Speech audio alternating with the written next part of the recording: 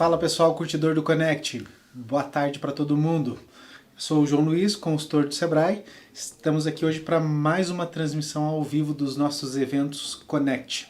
O tema de hoje, pessoal, é aquele tema que pega para todo mundo. Então, como formar o preço de venda e encontrar meu ponto de equilíbrio. Algo difícil alguma empresa que não precise falar sobre esse assunto financeiro. Estou aqui com o nosso convidado super especial de hoje, Tanaka, Edmilson Tanaka, mais conhecido como Tanaka. Tanaka, obrigado pela tua presença. Eu que agradeço o convite. Pessoal, o Tanaka é super gente boa, um consultor muito experiente, então a gente vai fazer um bate-papo naquela linha do João, que é sempre prático, né?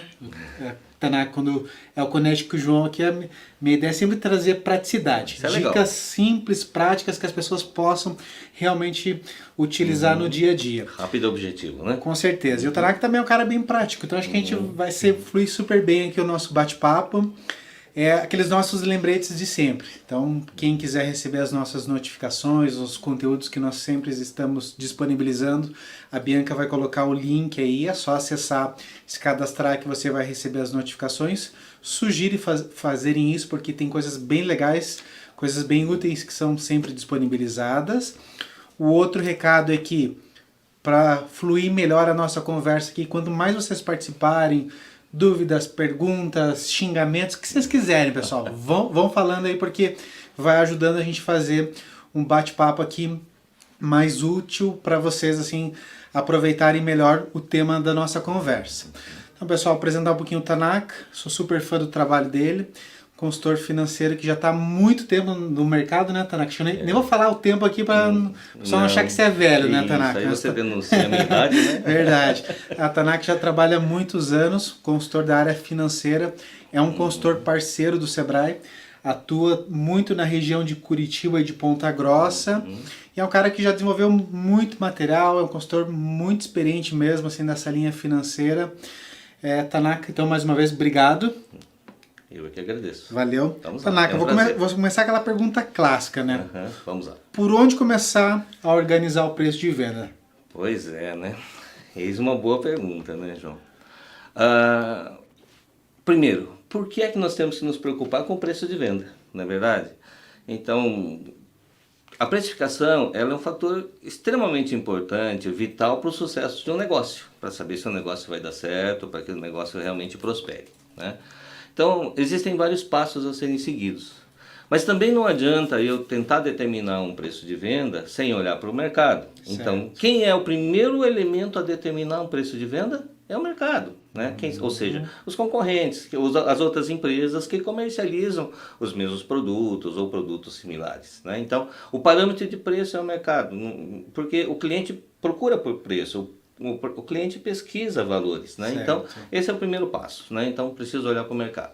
Tanaka, então, desculpa, eu vejo muita gente às vezes comentando, eu vou definir meu preço a partir aqui dos meus concorrentes, então faz sentido essa linha de raciocínio. Sim, faz sentido, porque você tem que ter você tem que partir de um mesmo referencial de preços. Legal. Né? Então, por exemplo, se no seu cálculo, né, você tem um preço menor, poxa, você teria a oportunidade de vender com uma margem melhor. Por que não aproveitar, já que o mercado vende por uma margem melhor? Né? Ou se, no sentido inverso, você encontrar pelos seus cálculos um preço maior, você vai ficar fora de mercado. Né? No primeiro momento você passa já a ser rotulado como, né, uma empresa careira, né, ou um prestador de serviço careiro.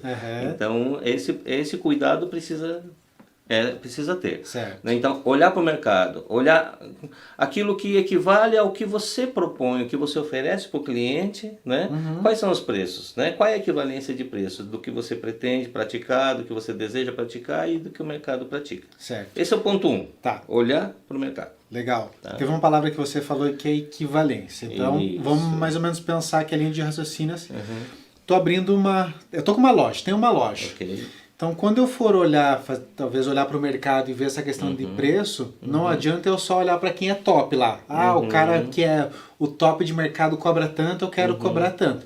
Se eu não tiver essa equivalência com essa empresa que é top, não adianta muito me espelhar nisso. É nisso que você fala, né? Exatamente, eu preciso ter essa equivalência. Qual é a entrega de valor que um concorrente faz? Certo. Né? Se eu quero acompanhar aqueles mesmos valores, o mesmo preço que ele pratica, eu tenho que ter uma entrega de valor muito equivalente. Legal. Né? Não adianta eu querer entregar algo bastante inferior pelo mesmo preço, porque eu quero praticar esse preço. Legal. Pessoal, então, olha que interessante essa questão. Menos emoção, acho que mais razão nessa análise de equivalência, né? Então, não adianta só desejar, né? Eu sonho em ser igual a esse. Se você não é ainda aquela empresa que você considera uma referência, então se equivala porque quem realmente você parece, né? Aqueles negócios que você fala, não, aqui eu acredito que eu transito muito parecido. Aqui realmente o cliente que compra aqui vai comprar lá nesse concorrente também. Legal, e você usou uma expressão bem legal aí, João, né? Uma empresa referência. Certo. Né?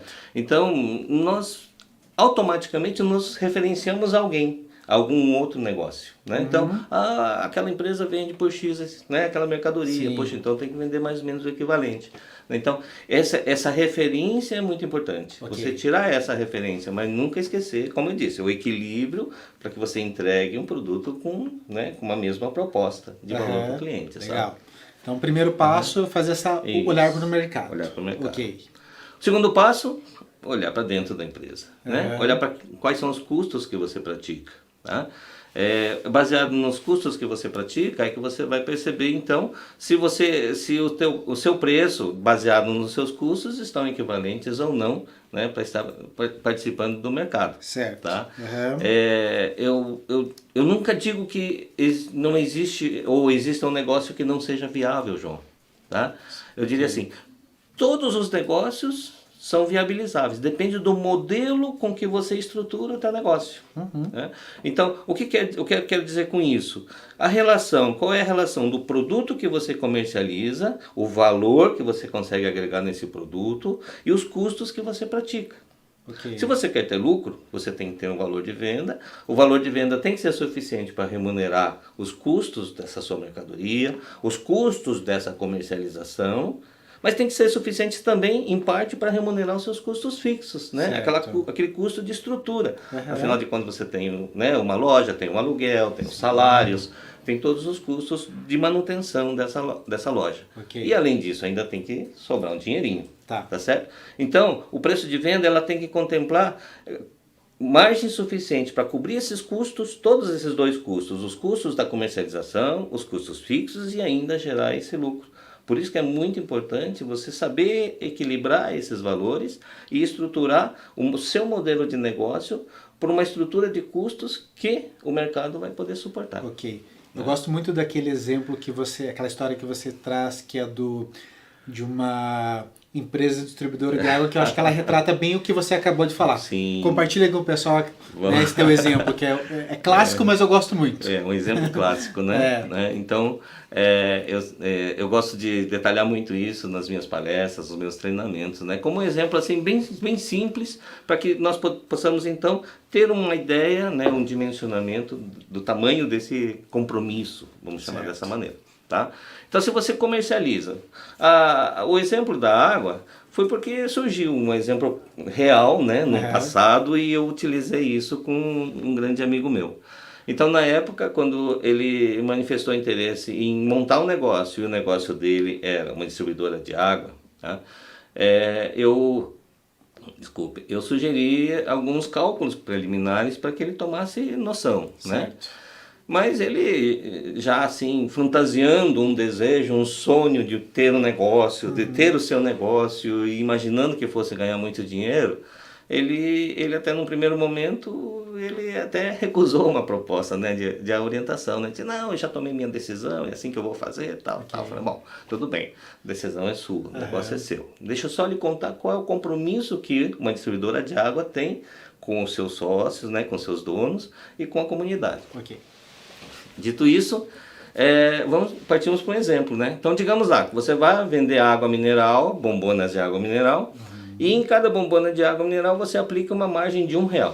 Vamos utilizar um número redondo, fica bem mais fácil o entendimento, né? Uma margem de R$1. Muito bem. Significa o quê? Independentemente de se você vende essa bombona de água por R$5, R$10, R$11, né? Se você tem R$1 de margem, é esse R$ 1 de margem que você gera riqueza para sua empresa. Exato. O restante do valor você é um mero repassador. Então, digamos que seu custo seja de 9 e você vendeu por 10, você tem esse R$ 1. Os 9 você é um mero repassador. Okay. Esse R$ 1 é que remunera, gera riqueza e remunera a sua empresa.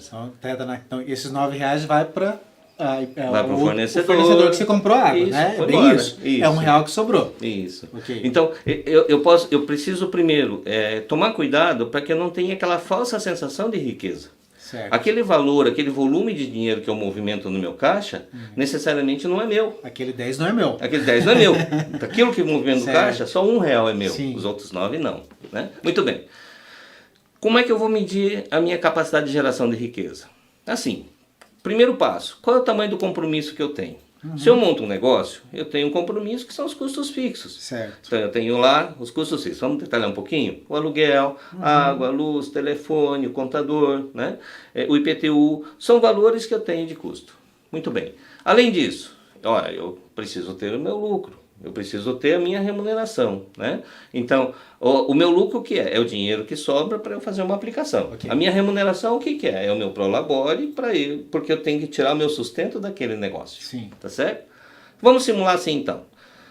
Números redondos. R$ 3.000 de custo fixo. Vou pagar aluguel, água, luz, telefone, contador, gasto R$ 3.000. Okay. Um negócio bem tranquilo, bem modesto. Eu quero outros R$ 2.000 como a minha remuneração. Certo. Por aquele serviço que eu vou executar. E eu quero depositar mais R$ 1.000. Okay. Né? É a minha economia, é o meu lucro. Então nós estamos falando de 3 mais 2 mais 1. Nós estamos falando de R$ 6.000. Certo. Se eu tenho, João, R$ 1 de margem em cada unidade vendida, quantas unidades eu preciso vender para reunir esses R$ 6.000? Pois é. Né? São 6.000 unidades. Sim. Tá certo? Sim.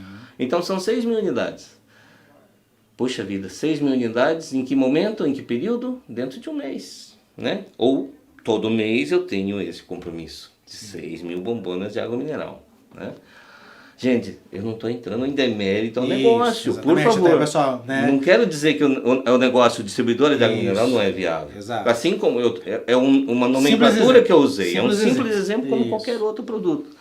Mas eu estou atrelando isso só para a gente ter uma noção, lá aqui na frente um pouquinho desse operacional que eu quero mostrar para você. Então, na verdade, não existe a inviabilidade, como eu disse há pouco. Existe a maneira com que eu vou viabilizar esse negócio de acordo com a maneira com que eu modelo o meu negócio. Certo. Ou seja, o modelo do meu negócio. Isso. Voltando para os R$ 6.000. Se eu preciso reunir R$ 6.000 ao final de todo mês, preciso então vender 6.000 unidades de água mineral. Se eu vender 6.000 unidades de água mineral, se eu tenho que vender ao longo de 30 dias, significa que eu tenho que vender 200 unidades dia, certo? Sim, correto. Então, se eu vendo 200 unidades dia, e se eu tiver em operação 10 horas por dia, eu preciso vender 20 unidades hora. Certo. Confere até aqui? Conseguiu acompanhar meu raciocínio, João? Tá? Se são 20 unidades hora, e nós temos a hora 60 minutos, nós temos que vender uma bombona de água mineral cada 3 minutos. Isso, invariavelmente. Né? Não pode dar moleza, tem que ser uma bombona de água mineral cada 3 minutos. Né? Esse é um modelo de negócio que diz assim, você é capaz de vender esse volume? Você tem mercado para isso? Percebe? Então, é por aqui que eu sigo. Né? Então, para eu chegar a essas conclusões, eu fiz o quê? Eu olhei para o mercado, eu vi que o mercado vende por R$ 10 uma bombona de água mineral. Você não tem como sair muito desse preço. Exatamente. Como que eu vou vender a mesma água com a mesma marca por um preço maior? Até porque entra naquela questão, não é um negócio nesse exemplo, obviamente, não tem muito fator de diferenciação. Isso. Então, o teu consumidor, né, ele vai buscar preço mesmo. Sim, né? Não faz muito sentido ele falar, vou pagar 12 aqui. Por que eu vou pagar 12? É o mesmo produto, né? Se no concorrente ao lado custa 10, não é mesmo? Eu vou buscar, lógico, todo mundo quer escolher a melhor opção de compra para ele, né? Sim. Então, tem esse fator. Okay. Agora, eu não consigo mexer no outro fator que é custo. Sim. Me chega essa bombona de água mineral a R$ 9. Então eu tenho que viabilizar meu negócio dessa maneira. Bom, no nosso cálculo nós chegamos a uma bombona de água mineral a cada 3 minutos. Correto. Não é verdade? Agora, Se eu modelar esse modelo de negócio, eu estou dizendo assim, eu estou me remunerando em R$ 2.000, né? Sim. Então, o que você interpreta? É uma distribuidora pequena, onde eu sou o dono, eu mesmo operacionalizo as vendas, atendo o cliente, tudo muito bem enxuto. E de repente eu resolvo que, poxa, eu preciso vender mais e vou contratar, né, eu vou contratar um motorista e vou comprar um caminhãozinho, um veículo de entrega. Sim. Que impacto eu vou causar com essa compra, né, ou essa contratação? Poxa, se eu for contratar um motorista, vamos simular lá que ele custe R$ 2.000. Mais encargos sociais e tudo mais, né? A gente ensina muito isso no Sebrae. O salário dele vai se aproximar muito de R$ 3.000, porque tem o salário, tem os encargos sociais, tem o vale transporte, né? Se aproxima a R$ 3.000. Ali para o empreendedor, né? Para manter isso. Mas aí ainda tem o custo do caminhãozinho, né? Desse veículo de entrega. Então esse veículo de entrega tem os custos de licenciamento, seguro, IPVA, manutenção, combustíveis. Vamos imaginar que gaste mais R$ 1.000. Sim. Né? Nós estamos acrescendo então mais R$ 4.000, certo? Certo. Qual é a margem que nós trabalhamos mesmo na bombona de água mineral? R$1. R$4.000. 4.000 dividido por R$1, significa que nós temos que comercializar mais 4.000 unidades de água mineral todos os meses. Sim. Com detalhe, João, só para remunerar essa operação de entrega. Sim. Aí a pergunta é, como é que eu viabilizo isso?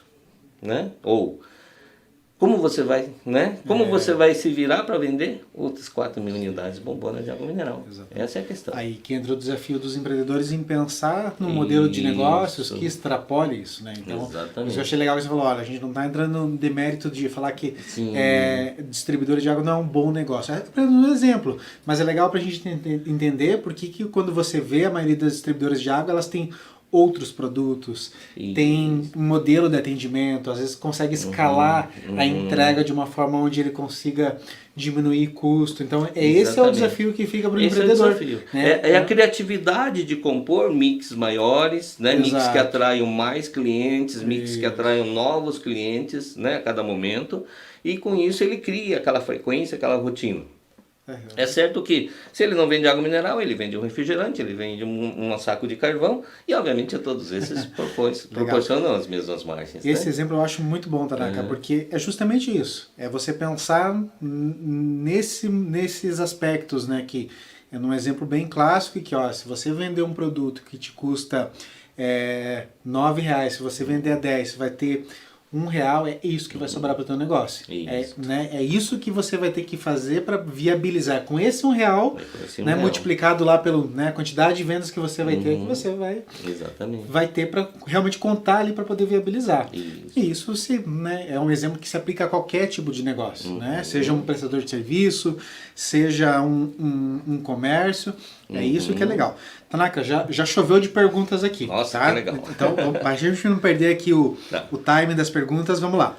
O Aristide Fidelis, ele trouxe uma questão que é assim, que tipo de checklist ele deve usar para calcular o custo final? Ou seja, como é que ele pode se organizar ali para chegar nessa conta do custo? O que você dá de dica para o Aristide Fidelis? Legal, Aristides.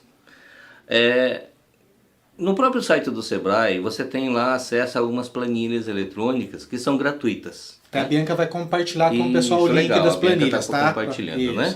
Então, dentro dessas planilhas, você tem lá uma ferramenta chamada Estrutura Gerencial de Resultados, que é uma forma de você demonstrar o seu resultado, né? Então, se você está numa fase inicial, óbvio, você não tem como medir teu resultado, mas você tem como medir seus custos. Então, lá num dos itens abaixo dessa planilha, você tem os chamados custos fixos.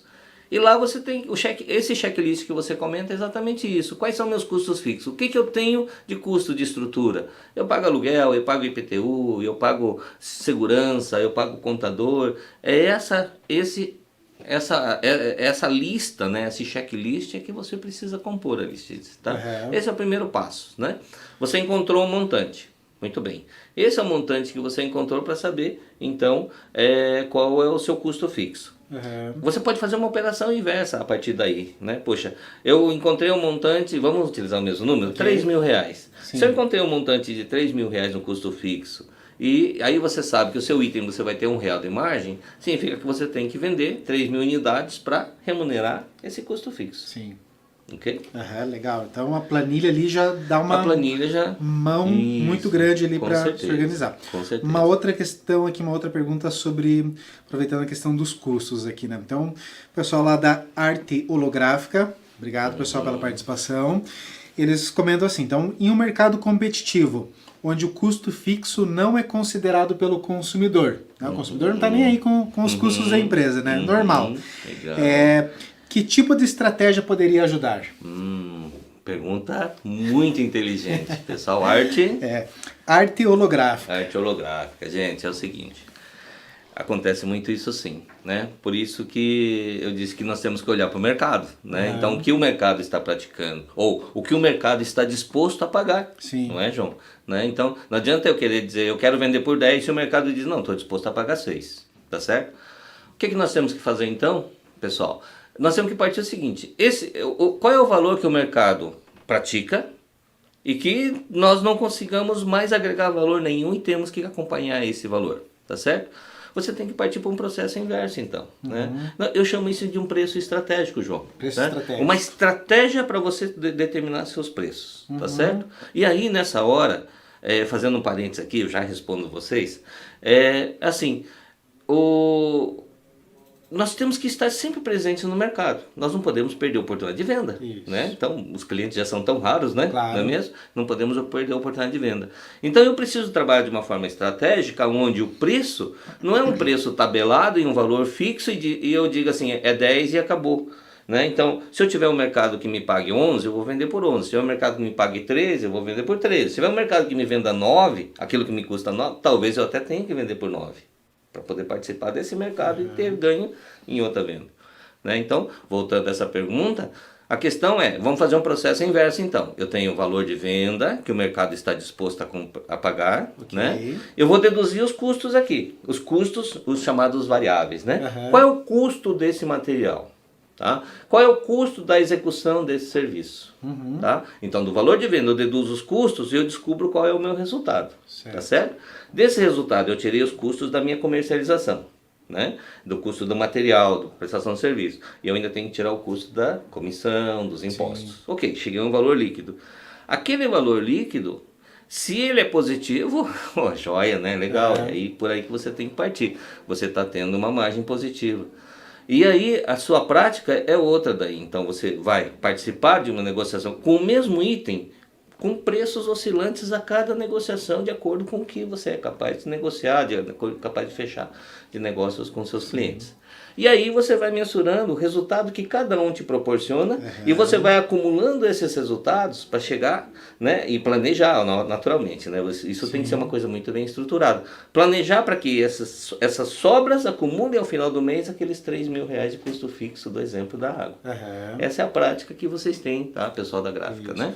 Então, é fazer a decomposição dos valores, ok? Eu pratico um valor, me custa, sobra. Se o resultado é positivo, ótimo, vá para a negociação. É negativo? Opa, tem que repensar. Uma saída quando é negativo, né, Tanaka, é olhar às vezes para os custos fixos. Isso. Né, que os custos fixos é um lugar onde normalmente a gente tem margem para trabalhar. Exatamente. Né, Tanaka? Isso. Então é aquela modelagem do negócio, né? Como é que eu consigo deixar o meu negócio mais econômico, com menores custos? Ok. Tem uma pergunta bem legal aqui também da Tayane. Ela fala assim, se eu compro um produto por R$ 39,90 na minha empresa, por quanto eu deveria vender? Mercado, Tayane, mercado, né? Então, na verdade, antes de você comprar o produto, é ideal que você pesquise o mercado e veja por qual valor o mercado está comercializando esse mesmo item ou similar. Né? Então, baseado pelo preço do mercado, especialmente quando eu falo mercado, João, eu estou falando daquelas outras empresas que têm o mesmo perfil de venda que da Tayane. Sim, entendeu? Claro. Então, olhar para o preço que os outros praticam para saber qual é esse valor. Então, eu tenho lá, eu tenho valor, digamos, 40. Puxa, mas eu vou comprar R$ 39,90? Será que é viável o negócio? Compensa? Não compensa, né? Exato. Poxa, todo um trabalho, toda uma negociação para 10 centavos de margem, não vale a pena. não é verdade? Isso. Até porque nesses 10 centavos ainda tem o custo da comercialização, ele fica negativo. Isso. Né?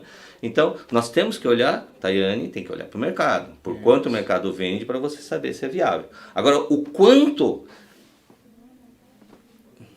Gente, é impossível dizer, porque cada empresa tem a sua estrutura de custos. Exato. Né? Cada empresa tem a sua estrutura de custos. Cada negócio tem uma forma com que ele está modelado e que gera um compromisso. Entende, Tayane? Então, assim, é importante você olhar assim, acima dos 39, qual é o valor que eu consigo vender e qual é a margem que me sobra. Com essa margem, se eu acumular ao final do mês, será que eu consigo cobrir meus custos fixos? Sim. Se você descobrir que sim, ótimo. Né? Exato. Uma outra dica também para a Tayane, se ela por acaso tiver um comércio, ela pode também ter uma estratégia de ter um produto que traga clientes, né? Ter um produto que às vezes vai fazer com na tua estratégia de atendimento você venda outros produtos, então você abre mão de margem, né, num produto aqui porque você consegue ter uma venda de outros produtos associados a esse, né? Exatamente. Talvez nos outros é que você ganha Exatamente. margem, né? Então grandes mercados, grandes empresas trabalham muito nessa linha, né, Tanaka? Grandes mercados trabalham dessa maneira, né? Geralmente grandes mercados têm lá algo em torno de uns 100 itens que são chamados itens chamariz. Aqueles itens que todos nós conhecemos de cor e salteado, né? A todo instante. Qual é o preço de um pé de alface, qual é o quilo de um feijão, o quilo de um arroz, o quilo, né, de uma carne. Então, nós temos isso em mente. Então, esses são os itens chamariz. Aí, óbvio que quando a pessoa vai e compra um corte de carne, ele leva um segundo corte de carne, ele leva um carvão, ele leva um outro acessório. E é aqui nesses outros itens que o mercado agrega a sua margem. Então, é um trabalho de inteligência, né? De composição de valores de margens. Legal. Então, tá chovendo de pergunta aqui, Tanaka. Vou deixar um pouquinho. Tá né? legal, né? Então, vou deixar um pouquinho de lado aqui, só pra gente retomar um pouco a conversa. Depois eu retorno com as perguntas aqui. Você comentou falou um pouco rapidamente sobre o preço estratégico. Fala um pouco mais para quem está nos assistindo aí o que é o preço estratégico. Então, assim, reforçando o exemplo que eu dei para a Tayane, né? Então, o preço estratégico eu preciso olhar para o mercado. Né? Eu preciso olhar para o mercado, ver quais são os preços que o mercado pratica e o que eu preciso fazer para entrar nesse mercado ou para ganhar mais fatias desse mercado. Né? Então, o que é qual terá que ser o meu referencial? Meu referencial tem que ser um preço menor que o dos concorrentes? Poxa, se for menor, minha margem cai, eu tenho que vender muito mais. Minha estratégia é fazer uma composição de um mix de produtos em onde eu vou atrair meu cliente. Ótimo, é mais uma opção. A minha estratégia é oferecer um pós-venda muito mais apurado do que os outros fazem. É uma outra opção. Ou seja, a estratégia é o que é que eu preciso fazer para eu conquistar mais clientes, né, cada dia. O que é que eu preciso fazer como uma proposta de valor para que o cliente opte por comprar comigo e não com uma outra empresa, de uma outra loja, né, contratar um outro serviço. Isso é importante. Legal. Então, isso é o estratégico. Então, nessa hora, o preço não pode ser um valor fixo, tabelado, né? Tipo, eu fiz os meus cálculos, eu tenho que vender por 10, eu tenho que vender por 20. Não, eu tenho que oscilar os preços de acordo com as oportunidades que eu tenho de mercado. E mais importante, João, eu preciso criar essas oportunidades de mercado. Não esperar que o mercado fique sempre, né, fazendo com que eu ceda. Mas sim, eu criar estratégias, por isso que eu chamo de preço estratégico, criar estratégias para encantar o cliente e dizer, puxa, que legal, é com a Tayane que eu quero comprar. Então, pessoal, anota aí a dica do Tanaka. Né? Então, antes de pensar no preço, qual que é a estratégia que você tem para trazer cliente? O que vai brilhar os olhos do cliente? Né? Como o teu modelo de negócios vai funcionar para você conseguir trazer gente para isso? Isso, né? Aí, e aí você vai ditando ali o teu preço. Perfeito. Você também fala, né, você não comentou ainda, mas você sempre fala do preço técnico. O que é o preço técnico, Tanaka? O preço técnico é a gente fazer a composição, né, o cálculo do preço baseado nos custos da empresa. Né? Então, eu tenho o custo da mercadoria, eu tenho o custo com os impostos, eu tenho o custo com comissões, embalagens, né? Eu tenho o custo fixo. E aí eu estabeleço que eu quero ter uma margem de lucro. Né? A gente chama de lucratividade, né? Então eu quero ter uma lucratividade X de tantos por cento. Muito bem. O meu preço técnico eu vou partir desse custo, eu atribuo né, vou partir do custo dessa mercadoria ou da minha execução de serviço, atribuo os custos, a minha margem e chego para o cliente, ó, João, é R$100. Aí você me responde assim como cliente, nossa, mas o vizinho está a 80. Não, mas o meu preço é 100, se você quiser você leva. Né? Será que você vai comprar comigo? Não. Não, né? Por mais que você seja meu amigo, não né? Vou. Com certeza não. Dá. Crise, né, Tanaka? Não dá para pagar esse valor. Exatamente. Por isso que o preço agora o preço técnico é muito importante de você calculá-lo. Aí você me pergunta, mas se você está dizendo que não vai praticar, por que tem que calcular? Você tem que calcular pelo seguinte, porque você tem que saber se os seus custos estão adequados. Né? Então, quando você pega todos os teus custos e aplica no custo da tua mercadoria, tá? Isso, gente, tem uma fórmula, né? Então a Bianca vai colocar essa fórmula para vocês aí, tá? Bem analítico para vocês de como vocês vão realizar isso. Além das fórmulas, tem as planilhas também. Quem não quiser não quero me preocupar com a fórmula, quero tirar na planilha, também tem a planilha. Tem a planilha, está à disposição lá no site, né? Então, o que ela vai fazer? Ela vai compor todos esses custos e vai chegar a um valor de venda, tá certo? Quando ela chegou nesse valor de venda, ela vai comparar esse valor de venda com a composição de todos os custos com o preço que o mercado participa, que o mercado concorre. Se esse preço fica muito acima, o que denota? Que, poxa, meu custo está muito alto. Né? Então, por mais que os concorrentes não façam esse cálculo técnico, mas o meu custo está muito alto para que eu pratique esse preço de venda em relação a todos os outros concorrentes. Sim. Entendeu? Então, aí começa a mostrar a viabilidade do meu negócio no modelo que eu tenho ele estruturado. Tá. Ô, Tanaka, mas me permita uma pergunta. Vamos pegar um exemplo. Eu sou um prestador de serviço. O serviço que eu faço, quase ninguém faz. Eu basicamente, vamos pensar que na região onde eu atuo, não tenha concorrente. A estratégia do preço técnico cabe nesse caso? Cabe. Né? Cabe, por quê? Porque se você não tem concorrente, né? Infelizmente, né, o consumidor, o contratante não tem opção, né? Então ele vai ter que pagar o preço. Tá certo? Só que ele tem que ficar atento para o mercado, né, João? Por mais que ele tenha essa, digamos, a flexibilidade dele determinar o preço ou essa felicidade dele determinar esse preço, muitas vezes o cliente está comparando o preço com outras praças. Né? Então, de repente, por mais que ele seja único e ele tenha essa possibilidade, no momento que o cliente começa a comparar preços de serviços equivalentes ou de produto equivalente de outra praça, ele vai ficar rotulado como alguém careiro. Né? Então, o que vai acontecer? Ele não vai conseguir fidelizar cliente nenhum. Certo? Então, o cliente só vai contratá-lo, só vai comprar dele na estrita necessidade. E sempre que o cliente puder fugir dele, com certeza ele vai procurar outro fornecedor, entende? Entendi. Então isso não é um caminho legal, isso não é inteligente, isso é um caminho de um fracasso logo ali na frente, ele vai encontrar muita barreira comercial. Você está falando bastante sobre a questão de se comparar com o mercado. Sério. Aí o pessoal lá que sempre está acompanhando a gente, o pessoal da Belas Artes Presentes, eles perguntam assim, posso comparar meus preços com o preço da internet? De jeito nenhum, né?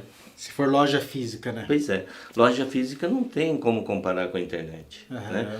Então, infelizmente, as lojas físicas começam a perder mercado exatamente por causa disso, né? Pela mudança de comportamento do consumidor, não é mesmo? Sim. Os mais jovens hoje compram muito mais pela internet do que na loja física. Certo. Né? E qual é a explicação de que não dá para acompanhar? Poxa, os custos de uma internet são infinitamente inferiores. A estrutura de custo fixo dele praticamente não existe.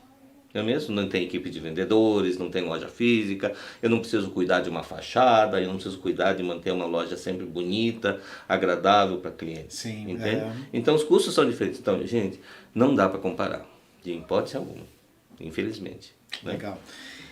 Tem uma outra pergunta bem interessante aqui da Zélia Conceição. Ela pergunta, se a empresa foi recém-aberta, fabricando produtos também recém-criados, tem um tempo de maturação? Qual seria esse tempo?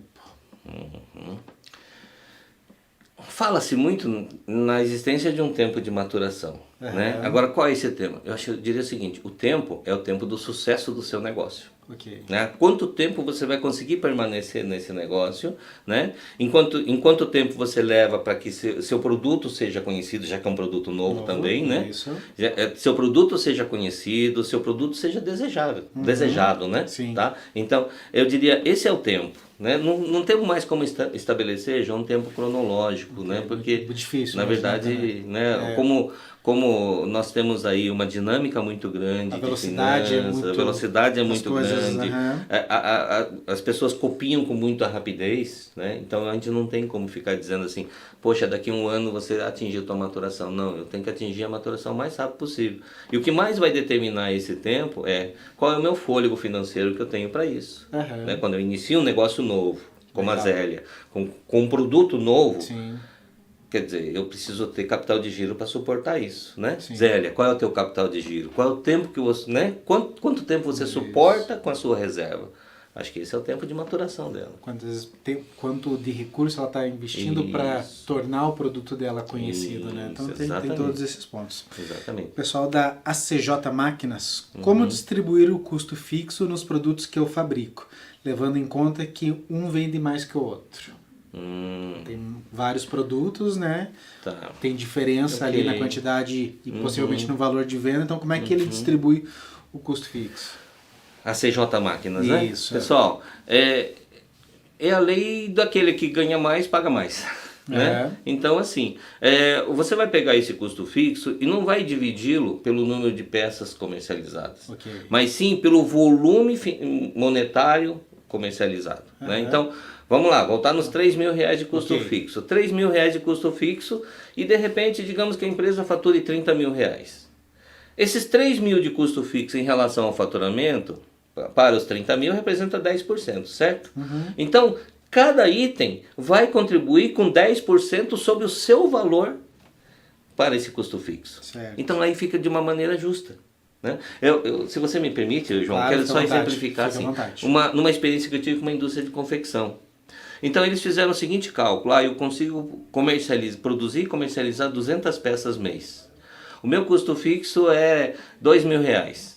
Então se eu comercializo 200 peças mês e o meu custo fixo é R$2.000, então eu tenho R$100 de custo por peça, certo? Aí como que você vai vender uma camiseta básica aplicando R$100 de custo fixo? Mais o valor da mercadoria, mais a tua margem. Você vai vender uma camiseta básica por R$200. Sim. Como?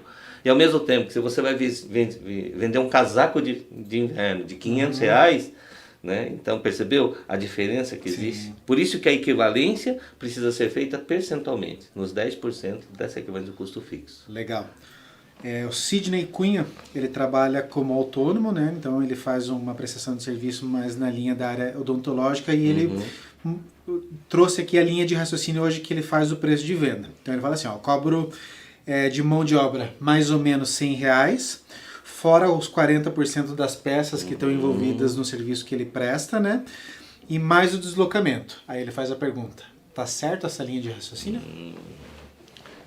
Pois é. Veja só, cobra R$100 pelo serviço. Isso. Tá? O Sidney, né? O Sidney Cunha. Sidney. Se você executar um serviço em 1 hora, você cobrou seus R$100 pelo serviço, acho que ficou legal. Mas e se você levar 8 horas para executar esse serviço, você vai cobrar esses mesmos R$100? Percebeu, João? Então, aonde que eu preciso atrelar o valor serviço aqui? Quanto custa a hora do Sidney? Certo. Né? Aí o Sidney vai nos perguntar, mas como é que eu faço esse custo? Muito bem.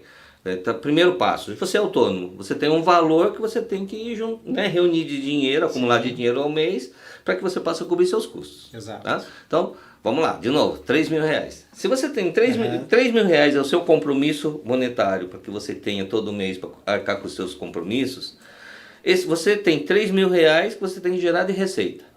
Quantas horas efetivas você consegue vender dentro desse mês? Sidney, se você conseguir vender 10 horas de serviço, cada hora vai ter que te custar R$3.000 dividido por 10. Vai ter que custar R$300 a hora. Agora, se o Sidney conseguir vender 100 horas mês, aqueles R$3.000 por 100 horas vai diluir e vai se transformar em R$30. Não é? R$30 a hora. Percebeu? Então, qual é a capacidade instalada que eu chamo? Você tem para executar serviços ao longo do mês. Aí você reúne o teu custo monetário, divide por essa carga de horas, você vai ter o valor hora. E aí, esse valor hora vai ser multiplicado pelo tempo que o CID vai demandar para executar o tipo de serviço. Obviamente que cada serviço tem uma característica e tem um tempo que ele vai demandar para executar. Percebeu? Uhum. Então essa é a lógica que ele precisa praticar. Tá? E Primeiro também, conhecer quanto é o custo dele. isso. E quem é prestador de serviço tem que estar bem atento também com custos indiretos, né? Sim, porque às vezes bastante. nessa conta pode ser que esteja faltando alguma coisa. Puxa, eu sempre tô fora e daí já tem alimentação, já tem não sei o quê. E isso sai do, né? Então, é dinheiro que sai do teu bolso, né, Tanaka? mas na verdade quem tem que pagar essa conta, João, é o cliente. Sim. Né? Por quê? Porque tudo aquilo que eu gero de receita tem que cobrir os meus custos e tem que sobrar dinheiro, Sim. que é o meu lucro. Então quem paga essa conta é o cliente. Legal. Tá? Então isso precisa ser incorporado no custo para o Legal, cliente. boa. Tanaka, o Gustavo Costa, ele traz uma pergunta muito legal também, que é, como eu calculo o custo de estocagem? Ele traz um exemplo, né? Eu comprei um produto e encalhou. Como fazer uma queima de estoque sem perder o dinheiro que foi investido? Eu já vou emendar uma outra questão para você. Fala para o pessoal também um pouco sobre a questão de desconto, além da resposta aqui do Gustavo. Então vamos lá, vamos por etapas então, né? Uhum. Gustavo, você comprou um produto, ele encalhou, amigo, não tem, se ele encalhou, se você for aplicar mais um custo financeiro em cima, ele vai ficar mais caro, aí Mas que ele também encalha caraca. de vez. Uhum. Aí não tem como ser feliz. Sim. Né? Então assim, Gustavo, primeira premissa, você tem que ser muito assertivo nas suas compras, né? Tem que escolher a dedo tudo aquilo que você vai comprar, na quantidade certa, no item certo, né? No momento certo. Então o ideal mesmo para qualquer tipo de negócio, numa indústria, no comércio, numa prestação de serviço, é que as compras aconteçam imediatamente antes da venda ser realizada. Né? Agora, se eu vou comprar para fazer estoque, para tentar vender, veja o tamanho do risco que eu tenho. Porque eu não tenho só esse custo da compra, eu tenho o custo da estocagem também. Né? E aí tudo isso vira custo financeiro. Então, infelizmente, não tem. A melhor saída, Gustavo, você não tem como suportar esse custo financeiro. Na verdade, o que você precisa é tentar vender mais barato, até encontrar alguém que realmente queira por algum motivo. Né? Então, não precisa necessariamente ser por um menor preço. Talvez você encontre alguém que demande esse produto, esse item, essa quantidade e compre tudo. Mas, com certeza, se é para alguém comprar uma quantidade maior, você tem que oferecer uma vantagem. Infelizmente, a vantagem é o desconto. E, né? uma outra dica também em relação às compras, né, Tanaka? Sempre lembrar, a gente tem que comprar aquilo que vai vender, não aquilo que a gente gosta. Exatamente. Né? Porque esse também é um erro bem clássico, né, Tanaka? Muita clássico. Compra é realizada. Eu gosto, o vendedor está empurrando, o vendedor é gente boa, né? O cara tem a meta dele, mas pensa em você também, pensa nas suas metas, pensa no seu negócio. Isso. Exatamente. Então você tem que deixar o teu gosto de lado e partir para o gosto do cliente, né? Saber o que realmente, o cliente realmente está demandando, o que ele anseia em ter, contratar, né, de serviço. Isso. Você falou do desconto, isso, né? Só aproveitar aqui o momento pois também. Não. Semana que vem o Connect é com o nosso amigo Roberto Roerich. E ele vai falar sobre estratégias de vendas. Então muito do que a gente está falando aqui, né, da questão de preço, de custo, está associado a uma estratégia de vendas. Então não percam semana que vem, quinta-feira às 17 horas, Roberto Roerg, excelente consultor, também vai falar bastante sobre estratégia de vendas. Um grande amigo meu e muito competente. Assina embaixo. Legal. Tanaka, desconto. Vamos lá, desconto. Né? Puxa vida. Quando você vai vender, se você concede desconto, sabe o que está acontecendo? Você está tirando o dinheiro do teu lucro. Ele sai do teu lucro. Né? Por quê? Porque os custos permanecem, João. Né? Não é porque eu dei desconto que eu vou pagar mais barato para o fornecedor. Não, eu já negociei, às vezes já até comprei, já paguei. Né? Então, de onde sai esse desconto? Do meu lucro. Então não é interessante você conceder descontos. E eu trabalho isso muito com as empresas. Sim. Qualquer tipo de empresa, nas 3 categorias principais, indústria, comércio, serviço, eu tento ensinar isso. Né? Não entenda como uma venda casada. O que eu digo assim para o pessoal: tem um cliente que está na dúvida, quer comprar um par de sapatos, mas acha que R$200 é caro e quer 10% de desconto. Poxa, se você vai dar 10% de desconto num sapato de R$ 200, você está dando R$ 20 de desconto. Sim. É R$ 20 a menos no teu lucro, né? Qual é a prática que eu sugiro? Faça uma bonificação para o cliente. Viu, João, seguinte, eu não tenho como dar 10% de desconto nesse teu sapato. Mas, se você me comprar esse sapato, eu posso lhe dar um par de meias. Tá vendo? Esse par de meias custa R$ 20. É o desconto que você está me pedindo e eu posso te dar esse par de meias. Vai lhe agradar? Sim. Com certeza, né? Poxa, legal. Sai feliz. Pelo mesmo valor, eu estou Isso. levando um Boa. item a mais. Tava precisando de uma meia mesmo. Estava precisando de uma meia mesmo. Ele combina com o meu sapato, Sim. né? Legal. Tá, mas aí alguém pode me perguntar assim, poxa, mas você perdeu uma meia? Não, é o seguinte, se eu fosse dar R$ 20 de desconto, isso sai do meu lucro, como já disse. Certo. Se eu for oferecer de bonificação uma meia para que ele feche o negócio do sapato de R$ 200, uma meia no valor de etiqueta de R$ 20, essa meia me custou menos que os 20, concorda? Bem menos. Talvez tenha me custado 10, digamos. Sim. Então eu estou agradando o meu cliente, tô te deixando feliz, porque você está levando um sapato e de brinde uma meia, né? E pelo valor monetário que você quis. E eu estou levando uma vantagem, por quê? Porque eu estou oferecendo um desconto de 20 que me custa 10. Então, gente, a questão é bonificação. Pensem como você vai bonificar um cliente ao invés do desconto. Encontre algo que satisfaça o cliente num valor equivalente ao desconto que ele está pleiteando. É a melhor saída, sabe, João? É a melhor opção que existe. Legal, Tá? legal. Então, como isso é importante de estar alinhado com a equipe de vendas, né, Tanaka? Sim, então, exatamente. Essa estratégia assim, precisa ser da empresa, né? Então o vendedor tem que estar claro isso, porque Exatamente. é muito comum, possivelmente acho que todo mundo passou já por essa experiência como consumidor, às vezes você nem pede um desconto e o vendedor já te oferece. Exatamente. Você nem está às vezes criando muita barreira ali, comprar e o cara já te vem com desconto. Fala, meu, nem pedi. Né? Vamos voltar ao Sidney? Vamos Sidney, lá. aqueles itens que você comprou e que não giraram, de repente você tem outros itens que você vende. Como proposta de negociação, tente colocar parte desse item que você comprou e não girou como bonificação. Viu? Se você levar, João, esse item, eu te dou mais esse outro item. Aqui. Pode ser um caminho. Entende? Legal. Boa. Tanaka, tem mais uma pergunta aqui do Caco Gonçalves, né? Ele comenta aqui que ele tem uma marcenaria, legal, um negócio bem bacana.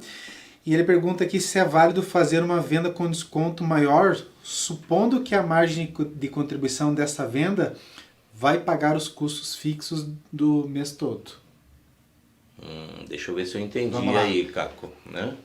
Então ele perguntando aqui, ó, vamos lá, vamos repetir a pergunta dele. Tá. É válido fazer uma venda com um desconto maior, supondo que a margem de contribuição dessa venda, né, o que vai gerar ali de margem, vai pagar os custos fixos do mês todo? Nossa, fantástico, sem dúvida. Não pense duas vezes, não perca tempo. Caco, fecha o negócio. Né? Porque, assim, se ele Tá tem garantido. uma margem de contribuição que garante Isso. a cobertura do custo fixo, fantástico, você cobriu as contas da empresa desse mês. Fantástico, fecha o negócio já. Né? E Provavelmente com outro detalhe, é. né? Além dele se beneficiar nessa negociação, João, as outras negociações podem seguir até por esse mesmo caminho. Por quê? Porque o custo fixo já está pago. O que ele gerar de margem de contribuição nessas vendas é o lucro dele. Sem contar que o Caco deve ter um excelente produto ou serviço que possibilita ele disso, Sim, né? Então, com certeza, com certeza tem que deve ter um valor aproveitar. agregado bastante alto, né? Com certeza. O Jackson, não sei se está certo aqui a pronúncia, ele pergunta, né? Prolabore deve fazer parte do cálculo do custo fixo ou deve ficar dependente da variação da margem de lucro? Bom, existem várias estratégias. Ok. Né? Vamos falar da principal estratégia, que é a estratégia legal. Aham. Né? Então, normalmente, os escritórios contábeis, os contadores sugerem assim, poxa, faça um Prolabore, formalize um Prolabore para que você gere recolhimento de previdência para você garantir sua aposentadoria. Né? Então, normalmente, esse Prolabore é caracterizado lá em valores de 1 salário, 2 salários. Tá certo? Certo. E esse é o caminho. Né? Então, um Prolabore menor, para que você gere uma arrecadação da Previdência, para você garantir sua aposentadoria no futuro, tá certo?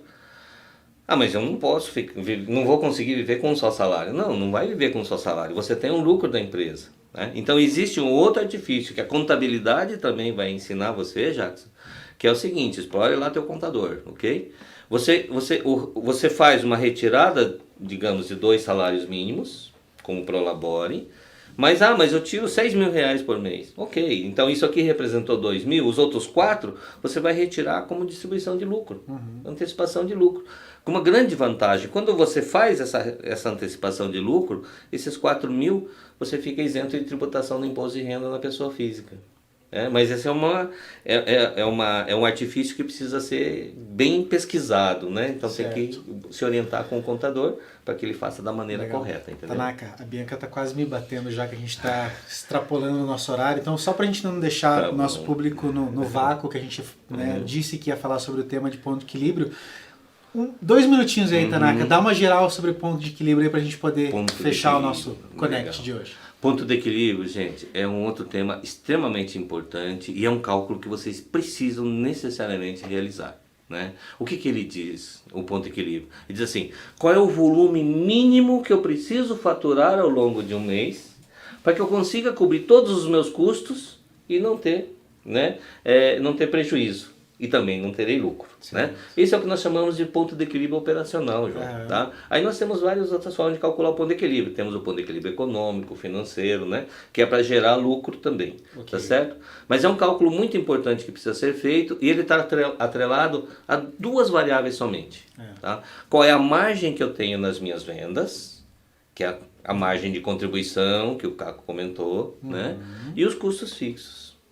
Então, digamos que eu tenho uma margem de contribuição de 50%. Eu vendo por 100, eu gasto 50 com toda a minha venda e me sobra 50. Tá? Se eu tenho uma necessidade aqui, um custo fixo de 500, a minha margem de contribuição é o quê? Se eu ganho 50 e eu preciso acumular 500 para o custo fixo, eu preciso vender 10 unidades para reunir esses mesmos 500 para ter o custo fixo coberto.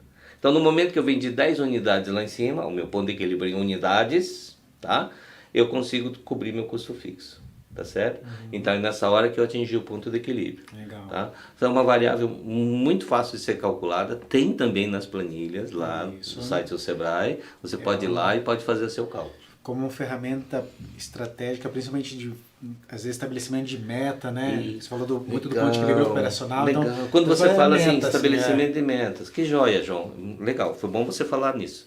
Então, se ele descobre que o ponto de equilíbrio dele é 3 mil reais e ele tem 30 dias de venda no mês, todo dia ele vai lá somando as suas vendas, né? Sim. Poxa, no dia 10 eu acumulei 1.000 reais. Opa, legal, estou bem dentro do padrão, né? No dia 20 eu acumulei 2.500 reais. Ótimo, estou dentro do padrão. Mas do dia 25 ao dia 30 eu não vendi mais nada. Puxa, eu não atingi meu ponto de equilíbrio. Sim. Então, quando eu sei que o meu ponto de equilíbrio tem que ser os 3, eu tenho que correr atrás desses 3 de qualquer maneira. Né? Por quê? Porque eu preciso realmente remunerar meu custo fixo. Aí entra de volta na estratégia, entra no preço estratégico, de mercado. Entra no tema da semana que vem, que são vendas estratégicas, né, Tanaka? Aí uma coisa puxando a outra. Exatamente. Aí é hora de explorar bastante o nosso amigo Roberto, né? Para que ele ensine exatamente como fazer isso. Legal. Eu dei o caminho das pedras quanto aos números. Agora o Roberto dá o caminho das pedras, como fazê-lo, né? Como chegar nesses números. Tanaka, eu preciso compartilhar um sentimento com você. Eu tô triste e tô alegre. Opa. Vou começar pelo alegre. Tô alegre porque o tema foi super bom, a nossa conversa fluiu super rápida. Muitas perguntas, o pessoal interagindo bastante. Eu peço até desculpa, pessoal, porque algumas perguntas aqui a gente não teve como falar. Então, tô feliz nesse sentido. Tô triste porque acabou, Tanaka. Então, acabou nosso tempo. Com certeza a gente vai pedir aí para nossa chefe Bianca te trazer de volta para a gente conversar mais sobre esse assunto aí de preço de venda, explorar um pouco mais ponto de equilíbrio, porque tem acho que muita coisa que a gente pode debater ainda. Então, obrigado, Tanaka, por ter aceito o nosso convite. Para quem quiser falar com o Tanaka, achar ele, a Bianca vai estar compartilhando um pouco dos contatos dele, mas pode procurar aí nas redes sociais de Mills Tanaka. É um excelente consultor, o cara conhece bastante mesmo sobre parte financeira. Sou fã do trabalho dele.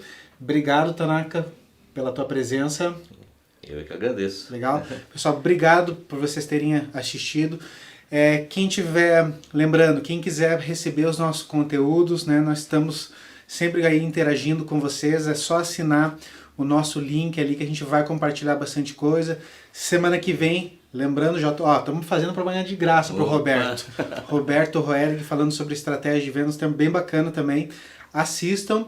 E no mais, obrigado, pessoal. Feedbacks, elogios, xingamentos, é nóis aí, pessoal. Obrigado. Até mais. Tchau, gente, tchau. Sucesso para vocês. Grande abraço. Caraca, obrigado.